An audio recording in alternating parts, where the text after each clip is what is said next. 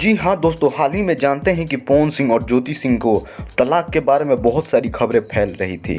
इसी बीच एक और खबर है जो एकदम सुर्खियों पे छा गई है, सोशल मीडिया पर तेजी से वायरल हो रही है और ऐसा बताया जा रहा है कि पवन सिंह जो है पावर स्टार वो स्मृति सिन्हा से शादी कर लिए हैं। जैसा कि आप लोग जानते हैं कि ये खबर तेजी से वायरल हो रहा है और आप लोगों को बता दूं कि ज्योति सिंह और पवन सिंह का अभी तलाक का जो प्रक्रिया अभी पूरा भी नहीं हुआ है, तब तक ऐसा ये अफवाह फैलाया जा रहा है। तो आप लोगों को बता दूं यह बिल्कुल झूठा खबर है। जैसा कि आप लोग देख रहे हैं, कुछ इस प्रकार का पोस्टर बना दिया जा रहा है और उसे आगे लगाकर उसे वायरल किया जा रहा है। तो आप लोगों को ऐसा कुछ नहीं सोचना है। पवन सिंह ज्योति सिंह का अभी तलाक का प्रक्रिया खत्म भी नहीं हुआ है, ना ही स्मृति सिन्हा के साथ ऐसा कोई बात चलकर सामने आई है।